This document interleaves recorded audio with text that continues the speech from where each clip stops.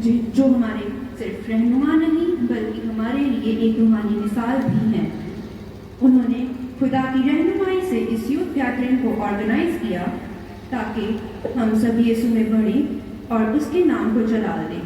Thank you दादू जी for your vision and heart for the youth. आज के प्रोग्राम में हमें बच्चे गीत सुनाएंगे, दुआ करेंगे, गवाही सुनाएंगे और उनसे कलाम सुनकर हम सब रोशनी पाएंगे। मैं सब यूथ मेंबर्स, चर्च फैमिलीज और मेहमान अफराद का खुश आमदीद करती हूँ। हम सब खुदा के बुलाए हुए और चुने हुए लोग हैं। आइए हम सब अपने दिलों को तैयार करें ताकि इस वक्त के जरिए खुदा हमसे बात करे और हमारी जिंदगियों में तब्दीली लाए। और आखिर में मैं कहना चाहती हूँ, कोई तेरी जवानी की हिकारत ना करने पाए, बल्कि तू ईमानदारों के लिए कलाम करने और चाल चलन और मोहब्बत और ईमान और पाकीज़गी में नमूना बन। खुदा करे आज का दिन हम सब के लिए यादगार और रूहानी तौर पर ताज़ा करने वाला साबित हो। और मैं गुजारिश करती हूँ दादू जी से कि हम सब के लिए दुआ करें और हम आज की इस इबादत को शुरू करें। प्यारे खुदा,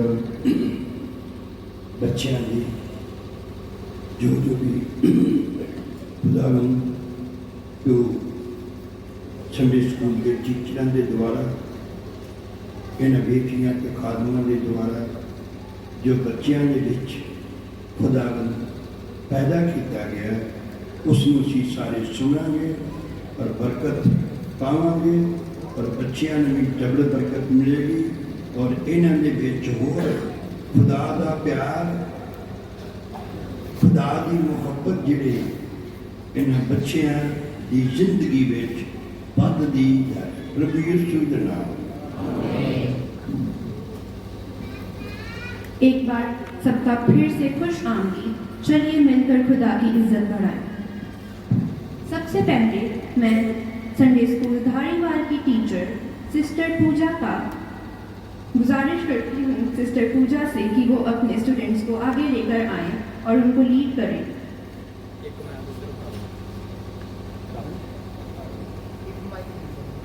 This then is how you should pray. Our Father in heaven, hallowed be your name. Your kingdom is come. You will be done on earth as it is in heaven. You will be done. Give us our daily bread and forgive us our debts.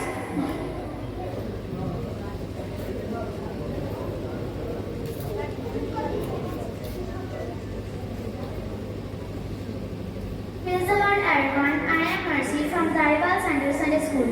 Today I want to present a message on prayer. This then is how you should pray. Our Father in heaven, hallowed be your name. Your kingdom is come. You will be done on earth as it is in heaven. Give us our daily bread and forgive us our debts, as we also forgive our debtors. And lead us not into temptation, but deliver us from the evil one. Amen. Next. As chapter 20 words, honor your father and your mother, so that you may live long in the land. The Lord your God is giving you नियम 20 की 12 आयत। तू अपने माता पिता का आदर करना जैसे जो देश तेरा परमेश्वर यहोवा तुझे देता है। आमीन।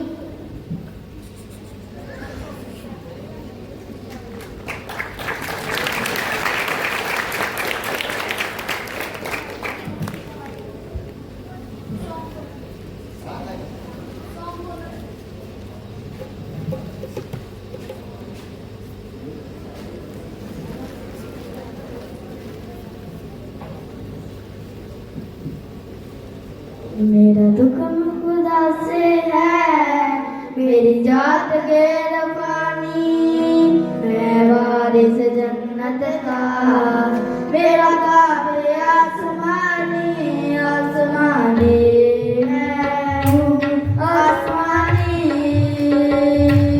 आसमानी है, आसमानी हदील वतनी बेटा बना लिया है, जन्नत के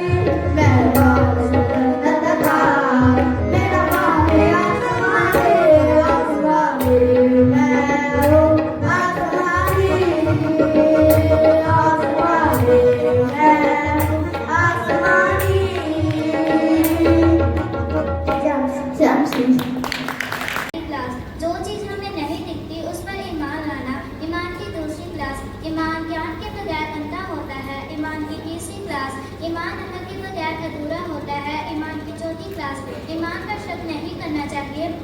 ईमान की 5वीं क्लास, डर रहत ईमान। अगर डर दुआ में शामिल हुआ तो ईमान काम नहीं करेगा। ईमान की 6वीं क्लास, ईमान को काम करने का मौका दो। ईमान की 7वीं क्लास, ईमान का लिबास पहनना। ईमान की 8वीं क्लास, ईमान सदा पवित्र होता रहे। ईमान की 9वीं क्लास, ईमान हमारी खुशी को पूरा करता है। ईमान की 10वीं क्लास, खुदा ने हमें जीतने वाला ईमान दिया है। ईमान की 11वीं क्लास, खुदा ने हमें कभी हारने वाला ईमान नहीं दिया है। ईमान की 12वीं क्लास, जिन्हें अब्राहम जैसा ईमान मिला है वो ही अब्राहम की संतान कहलाती है। आमीन। किस बोलने जा रही हूँ? मैं अपनी आंखें पर्वतों की ओर लगाऊंगा। मुझे सहायता कहाँ से मिलेगी? मुझे सहायता यहोवा की ओर से मिलती है, जो आकाश और पृथ्वी का करता है। वह तेरे पाँव को टलने ना देगा, तेरा रक्षक कभी ना उठेगा। सुन, इस्राएल का रक्षक ना उठेगा और ना सोएगा।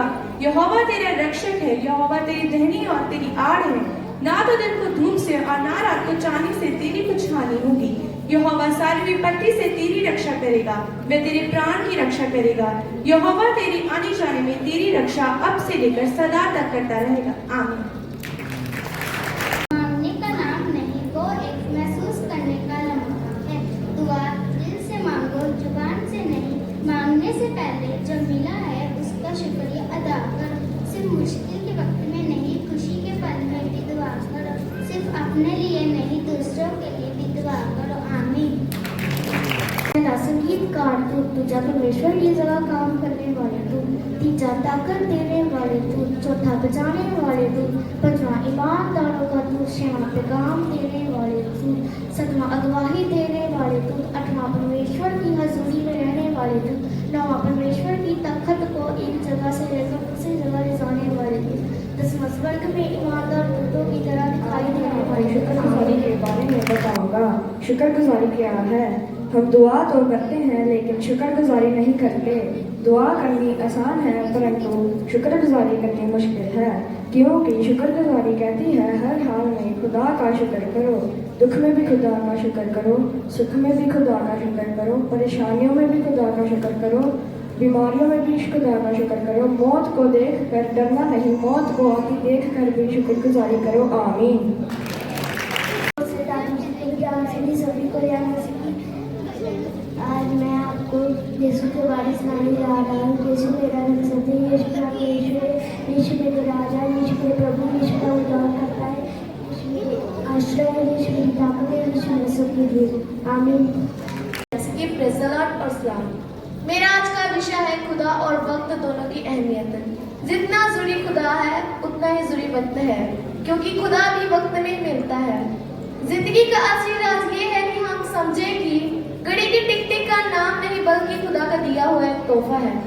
जो इंसान वक्त की कदर करता है वो असल में खुदा की मर्जी को समझता है।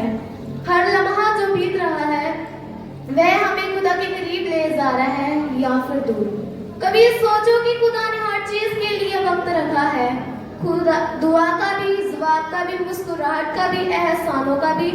हर वक्त एक नया पैगाम और एक नई सीख लेकर आता है। अगर हम वक्त ज़ाया करते हैं असल में हम वह बरकत खो देते हैं जो खुदा ने उस वक्त के लिए रखी होती है। इफिसियों 5:16 और 17। और वक्त की कमी न जानो क्योंकि दिन बुरे हैं। 17। इस सबसे नादान ना बनो बल्कि खुदावन की मर्जी को समझे कि क्या है। खुदावन के नाम में सभी को जैमसी की। मैं आज आपको बताना चाहती हूँ कि हम दुनिया में हैं मगर दुनिया के नहीं, क्योंकि आज के दौर में दुनिया चमक से भरी हुई है। नाम, शोहरत और लोगों की नजर दुनिया की चीजों पर है। आज हर शख्स चाहता है कि लोग उन्हें देखें, उनकी तारीफ करें और उनका जिक्र करें। लेकिन एक सवाल उठा है, क्या हम लोगों को दिखाने के चक्कर में खुद और खुदा को भूल नहीं रहे? रोमियो 12:2 कलाम फरमाता है, इस दुनिया के सांचे में ना डलो बल्कि अपने जहन की तस्दीक में तब्दील हो जाओ, ताकि तुम खुदा यीशु मसीह की मर्जी को पहचान सको जो कि नेक, पसंदीदा और कामिल है। हम सब खुदावन यीशु मसीह के बेटे बेटियां हैं। हमें खुदावन यीशु मसीह की मर्जी को पूरा करने के लिए चुना गया है। आज लोग हम हमें खुद जैसा बनाना चाहते हैं, लेकिन हमें खुदावंद यीशु मसीह की शक्ल बनना है, ताकि जब लोग हमें देखें तो उन्हें खुदावंद यीशु मसीह का जलाल नजर आए, और जो लोग मसीह को नहीं जानते वे ईमान लाएं और नजात पाएं। लोग कहते हैं कि बाहर की कामयाबी जरूरी है, जैसे दौलत, शोहरत और हुस्न, मगर खुदावंद यीशु मसीह हमें सुकून और तसल्ली देता है। मसीह फरमाता है, असल सुकून इंसान को तब मिलता है जब वो अपने दिल को लालच से आजाद करे, और तसल्ली का मतलब है जो कुछ खुदावंद यीशु मसीह ने हमें दिया उसी में खुशी महसूस करना, क्योंकि ये एक रूहानी दौलत है। पहला तिमोथी 6 कलाम फरमाता है, दीनदारी के साथ तसल्ली हो तो वो बड़ी कमाई है। जिंदगी का असल हुस्न अंदर से चमकता है जब हमारा दिल राजी हो और रूह पुरसकून, जो कि हमें खुदावंद यीशु मसीह अता करते हैं। मरकुस 8:36 कलाम फरमाता है, अगर कोई शख्स इस पूरी दुनिया को जीत ले मगर अपनी रूह खो दे तो उससे क्या फायदा। इसलिए नौजवानों के लिए पैगाम साफ है कि वे इस दुनिया में रहें मगर इस दुनिया जैसे ना बने। इस दुनिया में रहने के दरमियान भी वे अपने दिल और सोच को मसीह के कलाम से रोशन करें और उसका जलाल जाहिर करें। याद रखो, हम आए हैं रोशनी बनने के लिए, साया बनने के लिए नहीं, क्योंकि हम इस दुनिया में हैं मगर इस दुनिया जैसे नहीं। शुक्रिया। From God. आज मैं आपके सामने खुदा के 15 वायदे पेश करना चाहूंगी। The Lord will fight for you. Exodus 14 chapter 14 verse. खुदा आपके लिए लड़ेगा। निर्गमन 14 chapter 14 verse. God mercies are new each morning. Lamentation 3 chapter 21 verse. खुदा की दया हर सुबह नई होती है। विलाप गीत 3 chapter 21 verse. God will renew our new strength. Isaiah 40 chapter 31 verse. खुदा आपकी ताकत को नया करेगा। यशाया 40 chapter 31 verse. The Lord will help you. Isaiah 41 chapter 13 verse. खुदा आपकी मदद करेगा। यशाया 41 chapter 13 verse. The Lord will be with you. Isaiah 43 chapter 2 verse. खुदा आपके साथ रहेगा। यशाया 43 chapter 2 verse. God has planned for you. Jeremiah 29 chapter 11 verse. खुदा आपके लिए योजना करेगा। यिर्मयाह 29 chapter 11 verse. You are free from darkness. Isaiah 61 chapter 11 verse. आप अंधकार से मुक्त हैं। यशाया 60 chapter 11 verse. God is your light and salvation. Psalms 27 chapter 1 verse. प्रभु मेरी ज्योति और मेरा उद्धार है। भजन संहिता 27 chapter 1 verse. God love will not be shaken. Isaiah 54 chapter 10 verse. परमेश्वर का प्रेम कभी नहीं डगमगाता। यशाया 54 chapter 10 verse. God is your stronghold. Psalms 9 chapter 9 verse. यहोवा तुम्हारा घर है।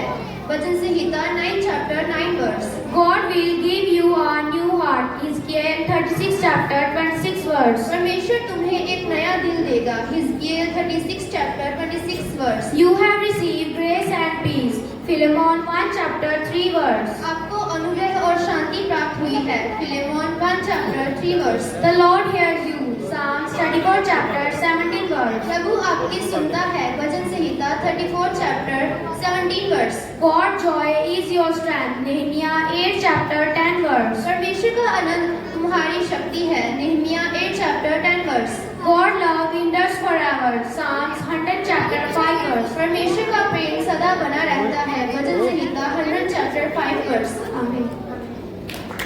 संडे स्कूल की स्टूडेंट, आज मैं आपको कुछ बताना चाह रही हूँ। ਉਜਾੜ ਵਿੱਚ ਯਿਸੂ ਦਾ ਪਰਤਾਇਆ ਜਾਣਾ। ਪਹਿਲਾ ਪੁਆਇੰਟ, ਜਦੋਂ ਯਿਸੂ ਬਪਤਿਸਮਾ ਲੈ ਚੁੱਕਿਆ ਅਤੇ ਪਵਿੱਤਰ ਆਤਮਾ ਨਾਲ ਕਰ ਗਿਆ ਤਾਂ ਪਵਿੱਤਰ ਆਤਮਾ ਦੀ ਅਗਵਾਈ ਨਾਲ ਉਜਾੜ ਵਿੱਚ ਗਿਆ। ਮਤੀ 4 ਬਾਬ ਦੀ 1 ਆਇਤ। ਦੂਸਰਾ ਪੁਆਇੰਟ, ਉਸਨੇ 40 ਦਿਨਾਂ ਤੇ 40 ਰਾਤਾਂ ਦਾ ਵਰਤ ਰੱਖਿਆ ਤੇ ਉਸਨੂੰ ਭੁੱਖ ਲੱਗੀ। ਮਤੀ 4 ਬਾਬ ਦੀ 2 ਆਇਤ। ਤੀਜਾ ਪੁਆਇੰਟ, ਪਹਿਲਾ ਪਰਤਾਵਾ ਤੇ ਉਸ ਉੱਤੇ ਜਿੱਤ। ਮਤੀ 4 ਬਾਬ ਦੀ 3 ਆਇਤ। ਦੂਜਾ ਪਰਤਾਵਾ ਤੇ ਉਸ ਉੱਤੇ ਜਿੱਤ। ਮਤੀ 4 ਬਾਬ ਦੀ 5 ਤੋਂ 7 ਆਇਤ। ਤੀਸਰਾ ਪਰਤਾਵਾ ਤੇ ਉਸ ਉੱਤੇ ਜਿੱਤ। ਮਤੀ 4 ਬਾਬ ਦੀ 8 ਤੋਂ 10 ਆਇਤ। ਸਿੱਖਿਆ, ਜਿਵੇਂ ਯਿਸੂ ਨੇ ਸ਼ੈਤਾਨ ਦੁਆਰਾ ਲਿਆਂਦੇ ਗਏ ਪਰਤਾਵੇ ਉੱਤੇ ਜਿੱਤ ਪਾਈ, ਤਿਵੇਂ ਹੀ ਸਾਨੂੰ ਵੀ ਸ਼ੈਤਾਨ ਉੱਤੇ ਜਿੱਤ ਪਾਉਣੀ ਚਾਹੀਦੀ ਹੈ। ਜਾਤਗੀਰੀ ਵਚਨ ਪ੍ਰਕਾਸ਼ ਦੀ ਪੋਥੀ 12 ਬਾਬ ਦੀ 11 ਆਇਤ ਅਤੇ ਉਹਨਾਂ ਨੇ ਲੇਲੇ ਦੇ ਲਹੂ ਦੇ ਕਾਰਨ ਅਤੇ ਆਪਣੇ ਸਾਥੀ ਦੇ ਵਚਨ ਦੇ ਕਾਰਨ ਸ਼ੈਤਾਨ ਉੱਤੇ ਫਤਹ ਪਾ ਲਈ। ਪਹਿਲਾ ਪਤਰਸ ਪਹਿਲੇ ਬਾਬ ਦੀ 15 ਆਇਤ। ਇਸ ਲਈ ਜਿਸ ਤਰ੍ਹਾਂ ਤੁਹਾਡੇ ਬਣਾਉਣ ਵਾਲਾ ਪਵਿੱਤਰ ਹੈ, ਉਸਨੇ ਹੀ ਤੁਸੀਂ ਵੀ ਆਪਣੇ ਸਾਰੇ ਚਾਲ ਚੱਲਣ ਵਿੱਚ ਪਵਿੱਤਰ ਬਣੋ। 16ਵੀਂ ਆਇਤ, ਕਿਉਂਕਿ ਲਿਖਿਆ ਹੈ मैं पवित्र, तुम पवित्र बनो क्योंकि मैं पवित्र हाँ। उत्पत्ति 3 बाब की 12 आयत। सांप की बात मानने से स्त्री से 3 बातें हुई जिससे वह धोखे में आई। पहला देखा, दूसरा सोचा, तीसरा इरादा बनाया। यूहन्ना 2 बाब की 16 आयत। आदम धोखे में नहीं आया वरन स्त्री से अपराध हुआ। सभी को जान बल्कि पुराने नियम की भविष्यवाणियों का जवाब है। पुराना नियम सवाल और नया नियम जवाब है। नए नियम में प्रभु यीशु मसीह का आना, उसके द्वारा किए गए काम, हमारी निजात के लिए दुख उठाना, मारे जाना और फिर जिंदा होकर उठाए जाना और उसके फिर से आने का वादा दिया गया है। इससे हमको मसीह की कलीसिया, मसीह सेवक और मसीह तालीम के बारे में शिक्षा मिलती है। आमीन। आज और मैं आपको अब्राहम और लूत के बारे में बताऊंगी। अब्राहम परमेश्वर द्वारा बुलाया गया और लूत भी उस दिन आ गया। उत्पत्ति 12 बाब की 1-4 है। ਉਹਨਾਂ ਕੋਲ ਕਾਨ ਇੰਨਾ ਸੀ ਕਿ ਉਹ ਇਕੱਠੇ ਨਹੀਂ ਸੀ ਰਹਿ ਸਕਦੇ। उत्पत्ति 13 बाब की 5-6 है। अब्राहम ने पालियां और लूत ने पालियां ਵਿੱਚ ਝਗੜਾ। उत्पत्ति 13 बाब की 7 है। अब्राहम की सलाह। उत्पत्ति 13 बाब की 8-9 है। अब्राहम लूत ने जर्दन का सारा मैदान छोड़ लिया। उत्पत्ति 13 बाब की 11 है। अब्राहम का कनान विच रहना। उत्पत्ति 13 बाब की 12 है। सिक्ख्या, ਅਸੀਂ ਜੋ परमेश्वर द्वारा बुलाए गए हाँ अपने आप ਨੂੰ ਉਸ ਦੇ ਹਵਾਲੇ ਕਰਦੇ ਹਾਂ। ਯਾਦਗਿਰੀ ਵਚਨ ਫਿਲਿੱਪੀਆਂ 2 ਬਾਬ ਦੀ 14 ਆਇਤ। ਤੁਸੀਂ ਸਭੇ ਕੰਮ ਬਿਨਾਂ ਬੁਲਬੁਲ करे ਅਤੇ ਝਗੜੇ ਕਰਨ ਤੋਂ ਕਰੋ। परमेश्वर ने मनुष्य को जमीन की मिट्टी से रचा और उसमें 5 तत्व शामिल है, हवा, आकाश, पानी, आग और मिट्टी। और इसे अदन में रखा गया। अदन का मतलब आराम की जगह। इस इंसान में हम 5 सूरतें देखते हैं, पिता की सूरत, बेटे की सूरत, खातू की सूरत, इंसान की सूरत और औरत की सूरत। और मैं आपको नूह और बेड़ी के बारे में बताना चाहती हूँ। पहला पॉइंट, मीर 40 दिन और 40 रात बढ़ता रहा। उत्पत्ति 7 बाब की 17 आयत। दूसरा पॉइंट, जिमें हड़ बढ़ता गया धरती के सारे परिंदे, पानी वाले जानवर, डंगर, किस्मत वाले जंतु और सारे जन मारे गए। उत्पत्ति 7 बाब की 21-22 आयत। तीसरा पॉइंट, परंतु नूह की बेड़ी सारे नुकसाना तो रहत पानी उत्ते ताती रही। उत्पत्ति 7 बाब की 17 आयत। चौथा पॉइंट, जब 150 दिन बाद नहीं सुकन लग गया। उत्पत्ति 8 बाब की 3 आयत। सिक्ख्या, आओ असी भी नूह की तरह परमेश्वर के संग चलने का फैसला करिए। यादगिरी वचन इब्रानिया 11 बाब की 6 आयत। इब्रानिया 11 बाब की 6 आयत। आपको पतरस की कहानी बताऊंगी। पतरस का असली नाम शिमोन था। यीशु ने उसका नाम पतरस रखा, जो कि ग्रीक शब्द पे ग्रोस से आया है, अर्थात पत्थर। पतरस एक मछुआरा था और उसका भाई एंद्रियास भी। वे दोनों गलील झील के पास काम करते थे। एक दिन यीशु ने पतरस और उसके भाई एंद्रियास से कहा, मेरे पीछे चलो, मैं तुम्हें मनुष्यों के मछुआरे बनाऊंगा। इसके बाद दोनों भाई सब कुछ छोड़कर यीशु के शिष्य बन गए। पतरस यीशु के 3 सबसे निकट के शिष्यों में से एक था। पतरस, यूहन्ना, याकूब ने यीशु के कई चमत्कार देखे, जैसे पानी पर चलना, मुर्दों को जीवित करना, मछलियों और रोटियों का बढ़ना। एक बार यीशु के कहने पर पतरस ने पानी पर चलने की कोशिश की, लेकिन संकोच कर गया और डूबने लगा। तब भी यीशु ने उसे बचाया।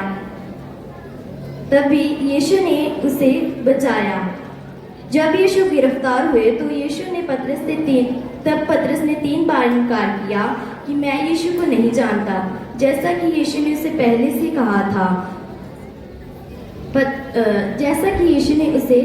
से कहा था। जब मुर्गा बांध दिया तो पतरस को अपनी गलती याद आई और वे बहुत रोया। जब यीशु जीवित हुए तो यीशु ने पतरस से मिलकर 3 बार पूछा, क्या तुम मुझसे प्रेम नहीं रखते?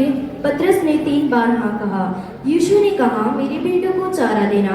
इसका अर्थ है यीशु ने पतरस को कलीसिया का नेता बनाने के लिए उन्हें नियुक्त किया। पतरस का प्रेरित के रूप में पहला कार्य। पतरस ने पेंटिकोस्ट के दिन एक प्रचार किया। उस दिन 3000 लोगों ने यीशु पर विश्वास कर बपतिस्मा ले लिया। पतरस ने कई चिकित्सा और चमत्कार किए। उसने अंधों को दिखा दिया। उसने यहूदियों और अन्य जाति में यीशु का संदेश फैलाया। पतरस ने अंत तक यीशु का संदेश दिया। अंत में उसे यूजडाउन में गिरफ्तार किया गया, लेकिन पतरस ने कहा, मैं यीशु की तरह मरने लायक नहीं हूँ। इसलिए पतरस को उल्टा सलीब पर लटकाया गया। आमीन। खुदा के खादम को भी मेरी तरफ से जय मसीह की, खुदा के संत को भी मेरी तरफ से जय मसीह की। आज मैं आपको कुछ रोशनियों के बारे में बताऊंगी, जिसमें से पहली है खुदा बाप की रोशनी, दूसरी रोशनी है यीशु मसीह की रोशनी, कलाम की रोशनी, संत की रोशनी, कलीसिया की रोशनी, मन की रोशनी, खुदा की रोशनी और ईमान की रोशनी, ज्ञान की रोशनी, रूह की रोशनी, सब्र की रोशनी और भरोसे की रोशनी और आखिरी है भेद की रोशनी। आमीन। बैतलहम ਵਿੱਚ ਹੋਇਆ। ਯਿਸੂ ਦੀ ਮਾਤਾ ਦਾ ਨਾਮ ਮਰੀਮ, ਯਿਸੂ ਦੇ ਪਿਤਾ ਦਾ ਨਾਮ ਯੂਸਫ, ਯਿਸੂ ਦੇ ਪਿਤਾ ਦਾ ਨਾਮ ਯੂਸਫ।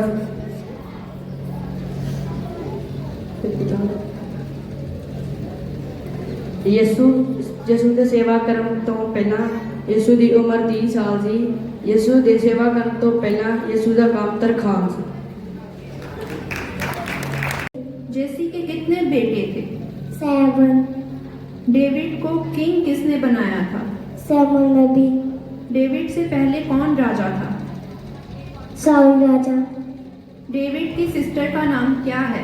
आवा। डेविड कौन सा इंस्ट्रूमेंट बजाता था? रुआब।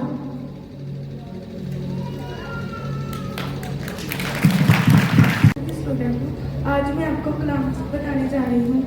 तीसरा महीना 2 तरीक का बच्चे का कलाम। हौसला नहीं हारना, सुस्ती नहीं करनी, लगातार दुआ करते रहना। तीसरा महीना 9 तरीक का बच्चे का कलाम।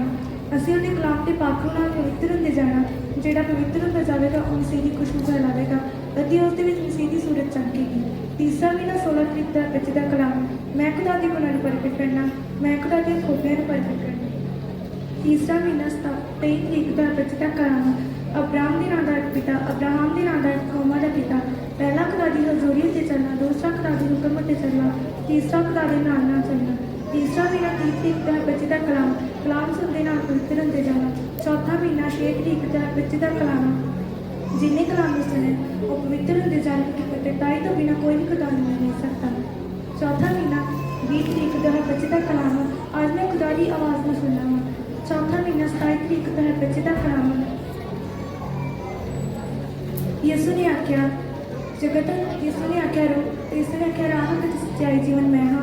कोई मेरे वसीले तो बिना पिता के कोल नहीं जा सकता। खुदा की मर्जी को पूरा करना। 5वां महीना 4 तरीक का बच्चे का कलाम। सारे में सब कुछ खुदा ही खुदा होगा। 5वां महीना 11 तरीक का बच्चे का कलाम। आज मैं लभना कि आज ही मैंने मिल जाएगा। 5वां महीना 18 तरीक का बच्चे का कलाम। खुदा की आवाज़ का नाम यीशु मसीह। 5वां महीना 25 तरीक का बच्चे का कलाम। साढ़े नाल कौन है मुबारक हो जिन्होंने खुदा रहते हैं, खुदा ने दोस्त बनाना। 6वां महीना 1 तरीक का बच्चे का कलाम। दुनिया की हम शक्ल नहीं बनना। 6वां महीना 8 तरीक का बच्चे का कलाम। दिल के करीब बनना, सच में पैदा होना, सच में बोलना, सच में काम करना, सच में सारे रब दा पैगाम ले आए आगे रसूल सारे, रब दा पैगाम ले आए आगे रसूल सारे, रब दा पैगाम ले आए आगे रसूल सारे। खोल के हथियारों कालो कबूल सारे, खोल के हथियारों कालो कबूल सारे। रख दी दुनिया है कालो दी काल सारे, मेरे नबी दे बंदे आले प्यारे आले, मेरे नबी दे बंदे आले प्यारे आले।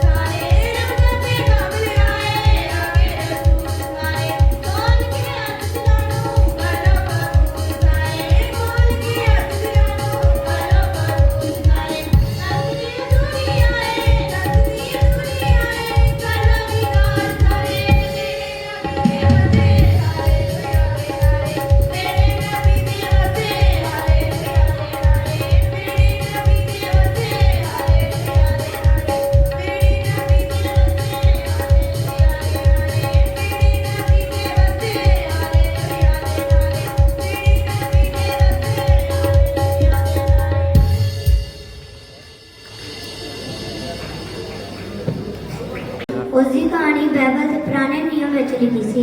उसकी जिंदगी बहुत खुशहाल सी, पर उसनू बहुत दुखों का सामना भी करना पिया। उसने अपनी सारी दौलत गवा दी थी, पर फिर भी यूब ने प्रभु ਨੂੰ कोई शिकायत नहीं की थी। अंत प्रभु ने उसकी धीरज देख के उसनू थोड़ी खुशी दी थी। आमीन। अब सर ने एंड्रयू, जेम्स, जॉन, थॉमस नाम 13 था, जिसकी कुल आयु 250 वर्ष थी। अब्राम 175 वर्ष जीवित रहा। अब्राम की 3 पत्नियां थीं, सारा, हजरा और कतूरा। हजरा से इश्माइल उत्पन्न हुआ, जो 137 वर्ष जीवित रहा। सारा से इजहाक उत्पन्न हुआ, जो 180 वर्ष जीवित रहा। इजहाक की पत्नी रिबेका से याकूब और एसाव उत्पन्न हुआ। याकूब के 4 पत्नियां थीं, लिया, राहेल, जिलाब और बिल्हा। याकूब के 12 पुत्र थे, रूबेन, शिमोन, लेवी, यहूदा, इज़हाकार, जुबूलन, दान, नप्ताली, गाद, आशेर, यूसुफ और बिन्यामीन। यूसुफ की कुल 110 आयु थी। इन 12 से इजराइल के 12 गोत्रों की उत्पत्ति हुई। जबूर 128 तर्ज है, मुबारक है वो जो खुदावन से डरता और उसकी राहों पर चलता है। तू अपने हाथों की कमाई खाएगा और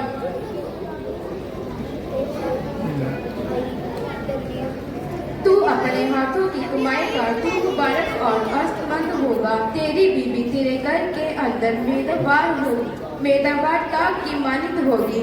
तेरी औलाद तेरे दस्तरखान पर जैतून के पौधे की मानित। देखो, ऐसी बरकत उसी आदमी को मिलेगी जो खुदावन से डरता। खुदावन सायून में से तुझको बरकत दे और तू उम्र भर यरूशलेम की भलाई देखे, बल्कि तू अपने बच्चों के बच्चे देखे। इस्राएल की सलामती हो। आमीन।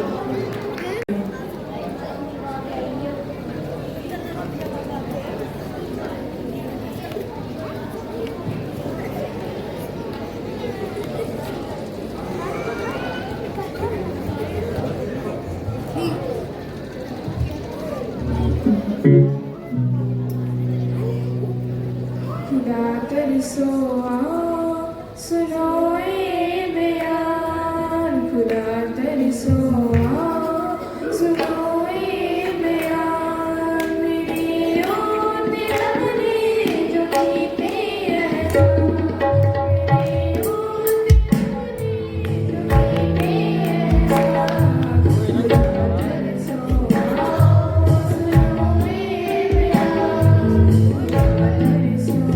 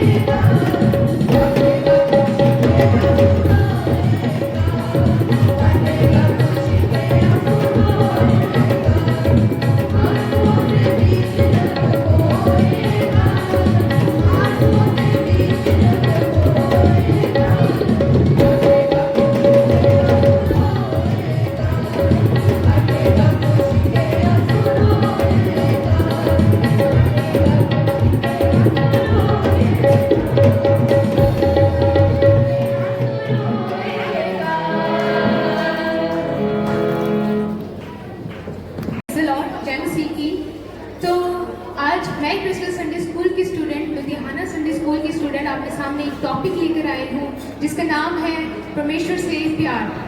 तो आज हम देखेंगे कि हमारा परमेश्वर के साथ किस तरह का प्रेम होना चाहिए और क्यों। तो सबसे पहले हम देखते हैं कि हम खुदा के पवित्र आत्मा के बगैर हम क्या हैं। तो हम देखते हैं, आपके मनों में सही जवाब आया होगा, हम पवित्र आत्मा के बगैर कुछ भी नहीं है। ये पर हम लोग एक एग्जाम्पल से देखेंगे कि हम पवित्र आत्मा के बगैर एक उस दिए के समान है जो बिना तेल के हो। तो यानी हमें खुदा सिर्फ हमें ऊपर ही ऊपर से धर्मी नहीं दिखना है, परंतु हमें पूरी रीति से खुदा के रूह से भरना है और पूरा पूरा भरना है। तो हम देखते हैं कि हमें पूरा पूरा ही खुदा के रूह से क्यों भरना है। हम देखते हैं एक सोता हो तो वो यदि पूरी पूरी पूरी रीति से भरा हो तो उसमें कोई और चीज़ मिल सकती है नहीं। तो उसी तरीके से जब हम खुदा के रूह से पूरी रीति से भरे होते हैं तो हमें कोई और चीज़ें कार्य नहीं कर सकती। और यदि हम लोग ना भरे हों, आधे अधूरे भरे हों, तो हमें और चीज़ें, दुनियावी चीज़ें कार्य करेंगी। और हम लोग ये जानते हैं कि हम लोग दो किश्तियों में पैर रखकर चल नहीं सकते। हम लोग आज भी डूबे तो हम लोग कल भी डूबेंगे, और हम लोग पूरी रीति से खुदा की मर्जी के मुताबिक चल नहीं सकते। तो हम लोग देखते परिवार में जिस तरह मोहब्बत हो, परिवार में मोहब्बत हो, दोस्तों में मोहब्बत हो, आपके भाई बहनों में मोहब्बत हो, तो वो उनको एक करती है। तो जब हमारा परमेश्वर के साथ जो प्रेम हमारा होना चाहिए वो हमें परमेश्वर के साथ एक करती है। हमें हमारा खुदा के साथ रिलेशन जो बिल्ड होना चाहिए वो हमारा करती है, हमारे खुदा के साथ तालमेल होता है, तो हमारा चरित्र जो खुदा के मुताबिक होता है वो होता चला जाता है। तो बाइबल हमें क्या बताती है कि कौन सा प्रेम जो हमारे खुदा के साथ होना चाहिए। बाइबल हमें बताती है जो उसका नाम है अगापे प्रेम, यानी आप उसे इश्क भी कहते हैं, यानी अनकंडीशनल लव, जिसमें कोई कंडीशन नहीं होती, जिसमें खुदा कोई कंडीशन नहीं देखता। खुदा हमारे हालात नहीं देखता, हमारे गुनाह नहीं देखता, हमारी परेशानी नहीं देखता, परंतु हमसे प्रेम रखता है। और ये चीज़ खुदा ने जाहिर की है अपने प्रिय पुत्र प्रभु यीशु मसीह को हमारे गुनाहों के लिए कुर्बान करके। तो हम देखते हैं, इसीलिए हम कहते हैं कि हमारा खुदा के साथ इश्क होना चाहिए, क्योंकि जैसे जैसे आप खुदा के साथ मोहब्बत में बढ़ते हैं, आप दिन ब दिन अपने आप में चेंजेस देखना शुरू करेंगे, आप अपने आप में अंतर देखेंगे। क्योंकि जब आप खुदा के साथ मोहब्बत में बढ़ते हैं तो आप खुदा के साथ वफादार रहना पसंद करते हैं, खुदा के मुताबिक रहना पसंद करते हैं, और यही चीज़ इसी दौरान आपका एक कैरेक्टर बिल्डअप होता है जो कि खुदा के मुताबिक होता है, यानी आप खुदा के योग्य बनते हैं और फिर खुदा का रूह वो आप में जुम्बश करता है। हालेलुया। तो इसी रीति से हम देखते हैं, और ये चीज़ हम ध्यान रखें कि खुदा के साथ हमारा इश्क होना चाहिए, क्योंकि मोहब्बत जो है वो आपके लोगों के साथ, अपने परिवार के साथ, अपने बहन भाइयों के साथ, आपके दोस्तों के साथ हो, परंतु जो इश्क का स्थान है आपके हृदय में वो सिर्फ और सिर्फ खुदा का हो। जिस तरह हम देखते हैं 1 कुरिन्थियों 13 बाब उसकी पहली आयत में देखते हैं, यदि मैं मनुष्यों और स्वर्गदूतों की बोलियां बोलूं परंतु प्रेम ना रखूं तो मैं ठनठनाता हुआ पीतल और झनझनाती हुई झांझ हूं। तो इसीलिए खुदा के साथ इश्क रखें, और ये हम ये भी जानते हैं कि खुदा नाल इश्क रब नाल होवे तां कमाल हुंदा है। हालेलुया। तो इसी तरह खुदा के साथ आपका इश्क हो, खुदा के साथ इश्क करें और खुदा के रूह से 30 गुना नहीं, 60 गुना नहीं, बल्कि 100 गुना भरे और खुदा का रूह आपका जुम्बिश करे। हमें सबको प्रेज द लॉर्ड। या लोगों को प्रभावित करने के लिए उपवास न करें। मत्ती 6:16 यदि हम लोगों को दिखाने के लिए उपवास करते हैं तो स्वर्गीय पिता जो गुप्त में देखता है उससे आशीष या इनाम मिल पाएंगे।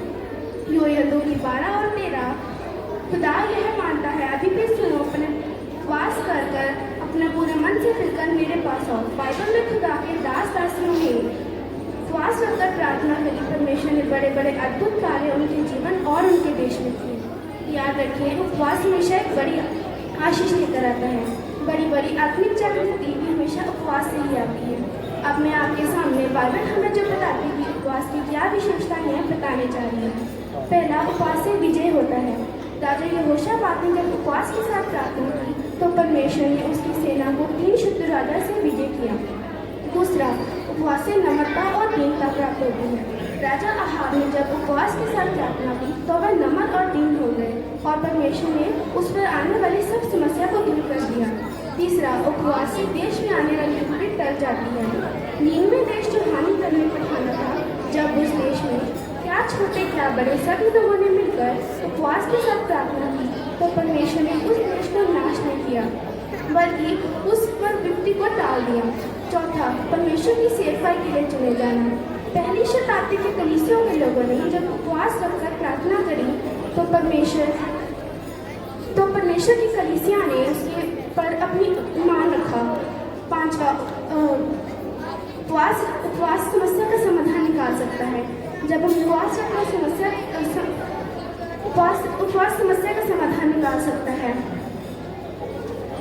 आमीन। सबको प्रेज़ द लॉर्ड।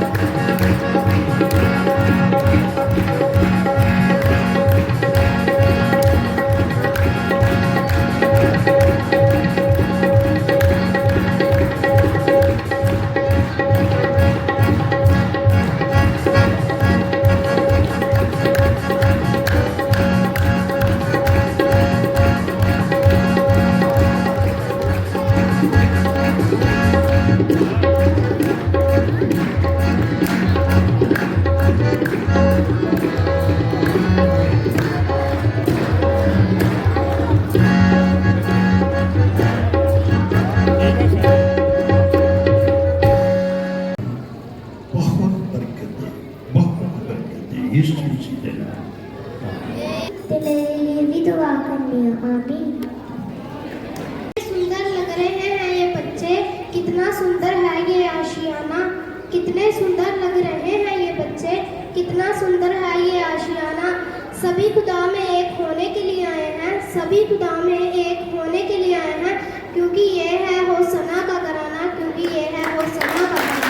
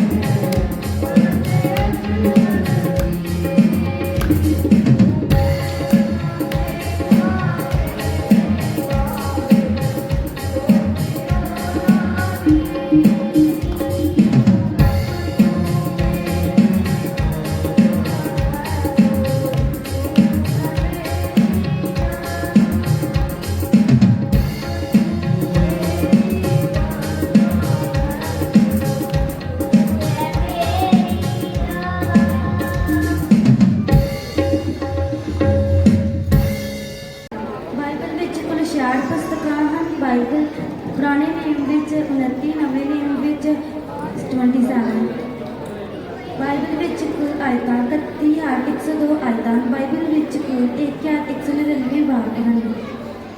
ਬਾਈਬਲ ਵਿੱਚ ਸਭ ਤੋਂ ਵੱਡਾ ਬਾਪ ਜ਼ਬੂਰਾਂ ਦੀ ਪੋਥੀ 119 ਬਾਪ। ਬਾਈਬਲ ਵਿੱਚ ਸਭ ਤੋਂ ਛੋਟਾ ਬਾਪ ਜ਼ਬੂਰਾਂ ਦੀ ਪੋਥੀ 117 ਬਾਪ। ਬਾਈਬਲ ਵਿੱਚ ਸਭ ਤੋਂ ਵੱਡੀ ਕਿਤਾਬ ਜ਼ਬੂਰਾਂ ਦੀ ਪੋਥੀ। ਬਾਈਬਲ ਵਿੱਚ ਸਭ ਤੋਂ ਛੋਟੀ ਕਿਤਾਬ ਯਹੂਨਾ ਦੀ ਦੂਜੀ ਪੱਤਰੀ। ਬਾਈਬਲ ਵਿੱਚ ਸਭ ਤੋਂ ਛੋਟੀ ਆਇਤ ਯਹੂਨਾ 11:35। ਬਾਈਬਲ ਵਿੱਚ ਸਭ ਤੋਂ ਵੱਡੀ ਆਇਤ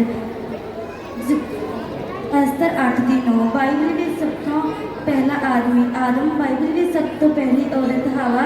ਬਾਈਬਲ ਵਿੱਚ ਸਭ ਤੋਂ ਪਹਿਲੀ ਕਿਤਾਬ ਉਤਪਤ। ਬਾਈਬਲ ਵਿੱਚ ਸਭ ਤੋਂ ਆਖਰੀ ਕਿਤਾਬ ਪ੍ਰਕਾਸ਼ ਦੀ ਪੋਥੀ। ਬਾਈਬਲ ਵਿੱਚ ਸਭ ਤੋਂ ਪਹਿਲਾ ਜਿਸਨੇ ਬੇੜੀ ਬਣਾਈ ਨੋਹ। ਆਮੀਨ।